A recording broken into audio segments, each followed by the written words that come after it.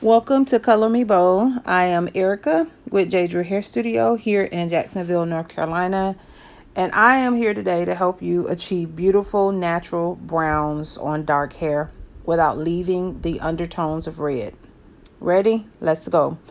Today our model is Amanda, and Amanda has a natural level 2 to 3. Whenever you're working with creating your formulas, you always want to determine the client's natural level.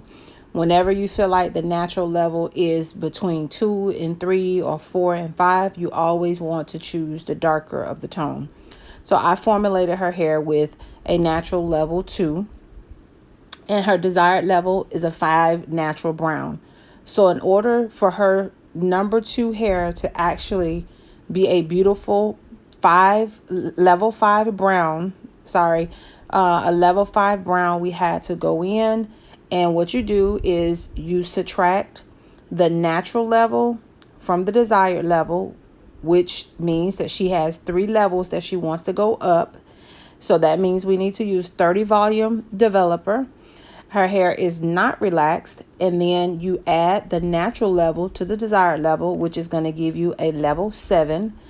Also, you have to determine the remaining pigment contribution, which is red. We want to cancel out that red. So we are using a natural brown, which has a green base to it. So it's your ash tones, which is going to cancel out that red. If you notice, I am applying the color first to her rootage area, and then I am coming out to the ends. Typically, if the hair is longer, you would not apply it this closely to the scalp, but being that her hair is so short, and we possibly may do some trimming to it, we wanted to apply it as close to the scalp as possible. So that's what you're watching me apply right now. Your 7 natural brown with your 30 volume developer. Her processing time on this is actually 35 minutes. And so now we have taken that off. So we have a beautiful 7 natural brown. 7 natural brown here. So now we are moving along to add and create her highlights. She wants her highlights to come up throughout the front of her hair. And we are back. And so we are moving right along with that. So we're applying blonde. We used a 20 volume developer, and we are just going in. We're doing zigzag partings throughout the front area of her hair. We're also using diagonal parts because diagonal sectioning causes you to have more movement. So that is why we chose to use the diagonal sectioning. We're using back-to-back panels. We're not, sometimes when you're using your foils, you want to kind of skip panels, but on this technique, we are using back-to-back panels. We're going from the front facial area all the way to the high crown area of the hair. Again, we are using diagonal sectioning to achieve this look. When you're doing it, make sure you take your time and move slowly through the hair, but not too slow to where the color is, processes faster than what you can apply.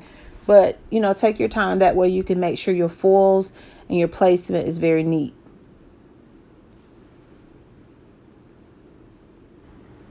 Also, if you notice, as I am applying the lightener to her hair, I am going in and applying the lightener in a horizontal brush stroke pattern.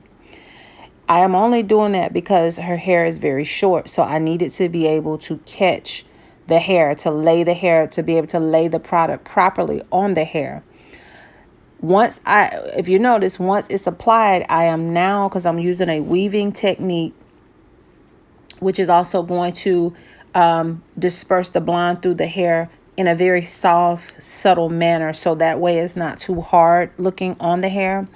But notice how I am applying it horizontally, and then I'm going directly back in and starting to use a vertical brushstroke pattern. That vertical brushstroke pattern is so important because it helps you to be able to soften that horizontal line. Because if you don't soften the line, it's going to be very harsh across the front of the head. Also in the back of her hair, if you'll notice, I did some freehand strokes. That's so that throughout the back and the sides of her hair, she would also have, some nice pops of blonde through there. We let this process for about 10 minutes. When I shampooed her hair, I did a toning shampoo. I used a Joyco purple shampoo to tone her hair. And so now we've toned it, we've shampooed it, and we've treated it. And now we are going back in to use a molding technique. What you just saw me apply to her hair was the Intensives Leave-In Conditioner by It's a 10. Has major soft, makes the hair feel very soft. Major moisturizing properties in the product. So I love using It's a 10. Now I am applying a foaming mold lotion by Nairobi. The foam that I'm putting on her hair, I actually diluted it a little bit. Some people use it straight. I prefer to dilute it slightly because sometimes it can be kind of heavy. So you go in, you apply it throughout the hair. And now as I'm combing it down, if you notice, I am starting at the nape of her neck and around her ears to create a more polished, more smooth mold. Your mold and your foundation is very important. That way, you have a nice smooth look, but you can also add texture.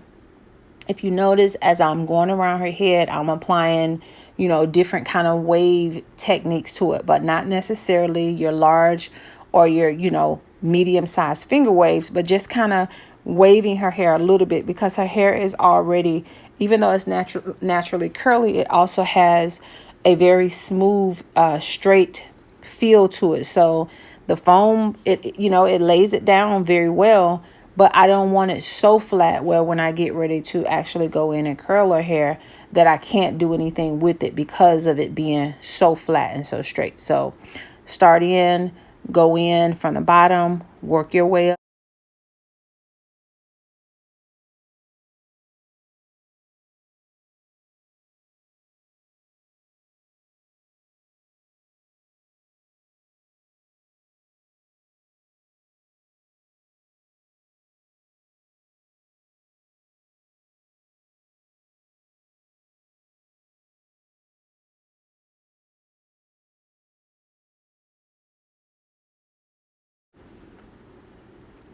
Make sure you do not rush your mold. After I get her hair completely laid down in the front like I want it, you'll also notice that I go in the crown of her head and kind of lift her hair up slightly. The reason that I'm lifting her hair up slightly is, again, to give it a little bit of texture in the front. I'm not laying the hair flat in the front. I'm kind of even creating a wave around the front area of her hair, just to kind of give it a little bit of personality. You always want to give your hair personality. Don't put too much thought into how you're going to wave it. Don't feel like it has to be perfect. It does not have to be perfect. However you do it, it's still going to look nice. Just make sure that the hair is together when you do it. Even with that piece of hair that I have right there that's kind of sticking up a little bit, you see how I just took it with the comb and just kind of, laid it down a little bit just to remove it. Now you see how on the top, I'm taking end of my comb and just lifting it out a little bit. Again, the reason I'm lifting it is to allow it to create volume in the top. These are your Rapid Junior foam wrap strips. It takes about 3 of them. You stretch it out a little bit. You lay it softly around the client's head. Please do not press down too hard or tie it too tight. If you tie the strips too tight, you'll cause a deep line to be in your set, and you don't want that to happen. So, of course, with the magic of time, we have placed her under the dryer. Her hair is dry. Actually, in the video, her hair on the sides and even down to the root area looks a little darker than what it actually is. But when I take pictures in the sun, you actually, see it. The highlights are placed in her hair in a way that she can wear her hair on either side. So it's not just that, hey, she has to wear it to one side or the other. She can wear it to either side. So now I'm not sure if I put that up there so quick, but I'll make sure that in your email or in the video, I mean, some kind of way, I'll make sure I show you the spray that I used on her hair. It's by Chi. It's the Black Seed styling spray by Chi. So I just sprayed a little bit of that on her hair slightly. Now I'm going in with my curling technique. I'm starting in the top of her hair. I'm using the pencil flat iron. Just go right in. It's a titanium iron. Make sure your heat is not up too high. Depending on what colors your clients have on your hair, it can cause you to burn that color. And being that you want your colors to look rich, the hotter the heat is on the color, the more it makes the color leave the hair shaft. So be sure not to have your irons too hot.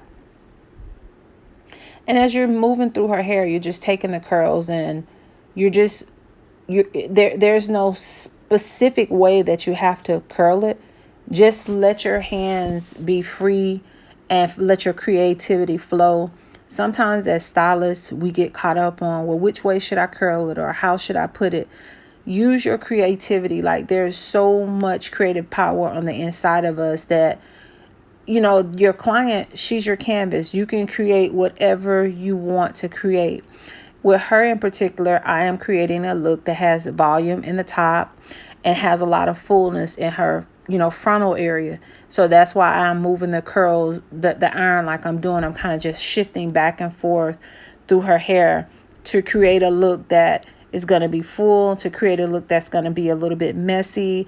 But you want to have messiness, but you want to have a little bit of order to it. It has to make sense at the end of the day. So that's what you see me doing, and that's how you see me working through her hair. On the sides of her hair, where we had the little wave action going, you're going to move your flat iron kind of back and forth, which if the wave is going to the back of the hair, when you curl that section of the hair, you want to kind of slide your flat irons to the back part of the hair. If it's going towards the face, then you just kind of slide it to the, to the front of her face.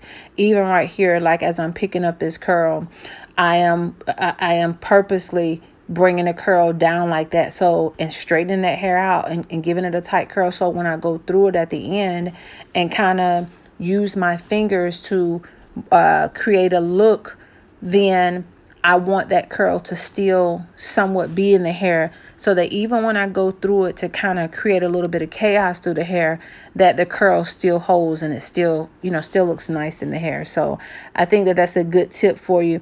Sometimes you'll even have to put a little bit of extra curling wax, whichever one you choose to use. Sometimes you may have to put a little bit of extra curling wax on your hand to kind of soften that hair up a little bit, or keep that curl from being too dry. So as you notice, I'm using my curling iron my flat iron to bring some of the hair away from the face, and then I'm going back and bringing some toward the face. This is the Paul Mitchell dry wax. So I use a little bit of that on my hands to kind of go in and play with the hair a little bit, and just kind of make the hair obey you, make it do what you want it to do. The dry wax also kind of gives it that firmness, takes away any dry flyaways. So just try it out, see how you like it. Of course, I am not a Paul Mitchell spokesperson, but I happen to love their product. Right around the front area of her face, I'm again using my comb, and my fingertips still has a little bit of wax on them. So it's allowing that hair to go in the direction in which I curled it and just kind of stay in position. Now you are looking at the finished product, and this is again a 7 natural brown with soft golden highlights to the front. Her ends were already slightly highlighted, so if you'll notice on the tips of her hair is a little bit lighter at the ends. This is also just some finishing detail work, and just because you curled it or you flat ironed it or whatever you did to the client's hair, if you need to go in at the end and kind of play with the hair, have fun with it, don't take it too serious, just make it funky, make it fly, and your clients will enjoy it. Thank y'all for joining me in the video today, and I hope I have a lot more videos